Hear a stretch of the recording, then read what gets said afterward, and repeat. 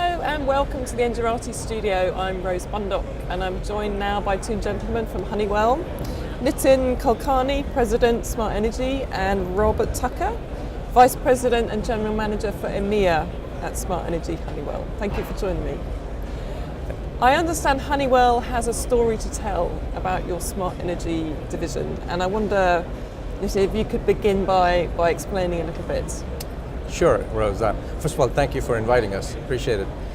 So as you know, Honeywell acquired the Elster metering business about 18 months ago.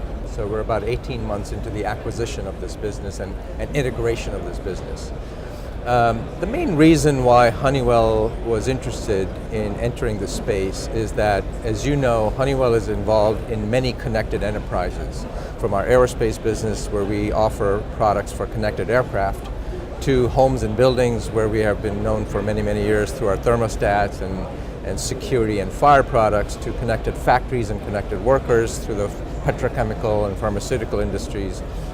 The missing piece of the puzzle was the connected utility. And as utilities get connected and as utilities generate more data through smart metering, Honeywell felt that we were in the perfect place to sort of connect this ecosystem together, because as you get into smart cities, you're looking at all of these aspects together. And that's the reason why Honeywell was very, very interested in entering the utility space. And that's why the acquisition of Elster made complete sense. And Robert, from a European perspective, where do you feel Honeywell can add most value to the complexity that utilities are facing right now? Well, so the smart rollout is now happening in a big way in Europe, and with the acquisition of Elster, we're now well prepared and participating actively in the big rollout across all countries in Europe. What we also have, and we already had as Honeywell, we were active in the smart grid side, so we had solutions available to make use of the data that are coming from the smart meters, so that consumers and utilities can benefit, from the data that are generated. And so what we're doing is we're bringing the Elster strengths in Europe, we're combining it with the Honeywell capabilities that we already had in the US, and we apply them now so that utilities and consumers can benefit from that. Okay, how far down the value chain are you going? How far sort of beyond the meter is Honeywell now stretching? So the simplest way to explain that is if you imagine a pyramid, and the base of the pyramid is the meters, because everything starts with the meter. They're the edge device. And that's where Elster's strength was. They were the global leaders in electric, gas, and water meters. So that continues. Of course, now we offer those meters as Honeywell meters. But if you look at what lays on top of that, very quickly you get from the edge devices to the networking space. You need a network to communicate that data. And so we are in that space as well. We have network offerings. And then you get to a place where the data actually gets to the utility. And there you need systems like meter data management and meter data collection system that takes this data and makes sense out of this data. We have offerings like Connexo that offer utilities that capability. And then the newest part of this connected utility space is analytics and software. Once the data is collected and cleaned up, you can use that data to offer services to the end consumer, you and me, who uses electricity. And so we're working with utilities to offer those services. So you can see that we're involved end to end, or from a pyramid perspective, from the foundation to the tip of the pyramid, and we have offerings across the board. Robert, from a sort of European perspective again, regulation like the Clean Energy Package, how do you feel your solution is helping utilities to meet those regulations? Yeah, we think that kind of regulation is certainly going in the right direction, and we think that our offerings match with that very well. So from our perspective, that those are definitely trends in the right direction. Not all the regulations there is completely set yet, so we closely follow that as it's part of the industry. But that is clearly something that we believe is going in the right direction. We support clean energy from an overall Honeywell perspective in many different ways, and energy efficiency is kind of a core tenet of what the company is about and the kind of offerings that we bring to the market. So from that point of view, we believe that this fits very well. And obviously so much the conversation now is about the business case, you know. So if a utility says to you, how is this going to make my operations better, cheaper, give me more reach? What's your kind of response to that? Yeah, in fact, we look at this in two very simple ways. The products and services that we offer the utility industry has to do one or two things. And we do this litmus test before we make this offering to utility. And the two questions we ask ourselves is this going to help the utility make more revenue? And if the answer is yes, there's probably value in that.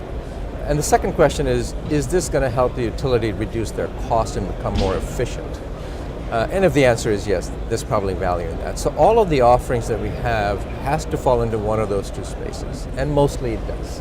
And if it does, there's a good chance that the utility will find it valuable because they want to make that offering to their customers. Again, there's a lot of talk about the need for change management within a DSO, for example, to enable, you know, to allow a large kind of IT, OT, you know, installation program to happen. How do you help your clients on that journey of taking their legacy infrastructure and, you know, moving it forward? Roberts, is that one for you? Go ahead. Yeah. So there's a couple of ways we can help and influence the whole ecosystem. One of them is to partner, because I believe that this industry is such that no one company can do an end-to-end offering. It's just not possible. So it's going to be absolutely necessary for companies like us or companies elsewhere in the value chain to partner. And what that does is it brings the capabilities of each individual company, and the package is the sum combined of the package is better than the individual offering. A good example of that is funding. Clearly, there are a lot of utilities who want to roll out smart meter programs, but don't have necessary funding. So we're partnering with funding companies to bring that to bear, so that, you know, not only are we offering, you know, normally we're not a bank, we would not be doing funding. But we are working with meter asset providers, MAPs, to sort of bring that funding to the utilities, or the meter asset providers approach us, depending on who's taking the lead, to offer the funding to utilities. So, you know, there are multiple ways we can be looking beyond what we do in our little bucket and making sure that the ecosystem succeeds, so that at the end of the day, the smart meter rollout has to be a success. That's the way we view it. Absolutely. Hopefully that answered your question. Yeah, I mean, Robert, do you have a sort of take on that? No, too? I agree. I think that's absolutely the case. And what Nitin is referring to is particularly relevant for certain markets like the UK, where you know, financing is important. But we also see that there's other parts of Europe and also the broader EMEA region where these kind of needs are there. And I think we can work with some of these partners to provide those total solutions. So we are, of course, a meter provider, but we see ourselves more as a total solution provider. And when we don't provide that ourselves, we work with partners to do that for the utilities.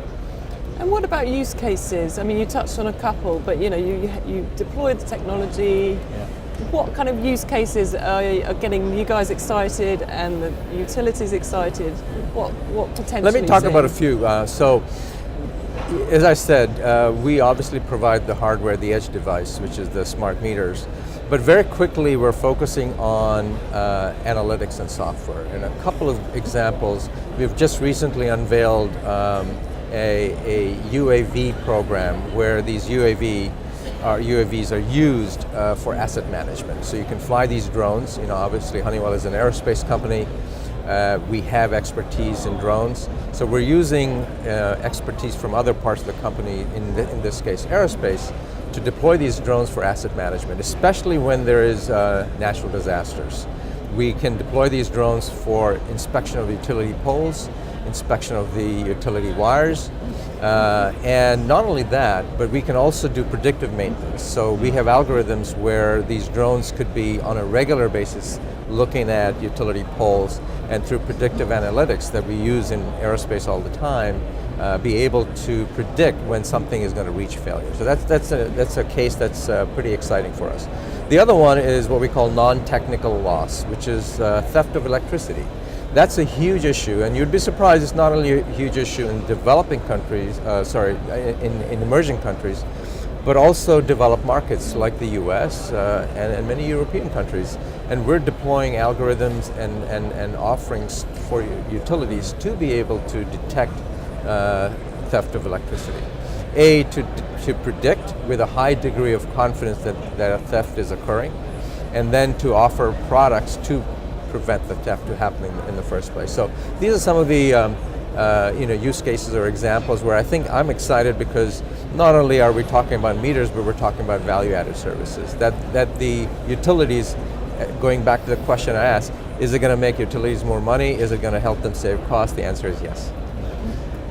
So I suppose you're seeking innovation within your own group as well. I mean, is that Absolutely. sometimes hard to find being in it? I mean, how do you kind of realize that one technology will help? If you get too, sector? my answer on that is, if you get too bucketized in what you do and put blinders on, you're absolutely right. I think the advantage of Honeywell is that we're such a diversified company, and we have capabilities in so many areas, from aerospace to automotive to industrial to petrochemical, that we truly have a view to look broadly at what's happening in some other industry and bring that capability to the utility industry, and that's exactly what we're going to do. And that's, I guess, the value that a Honeywell would bring to an Elster acquisition. Look at the same market, but look at it from different eyes, and say, hey, this problem has been solved in another industry. Can we bring that capability to the utility industry in a cost-effective way and solve the problem? Exactly, so it's actually solving the problem, not just engineering for the sake of engineering. Yeah, well Thank said. you, gentlemen. Thank you, Thank you Robert. Thank you, very Rose. Nitin. It's been a pleasure. Thank you. Thank you for joining us in the Engerati studio. You can watch plenty more of our interviews on the Engerati YouTube channel. Thank you for watching.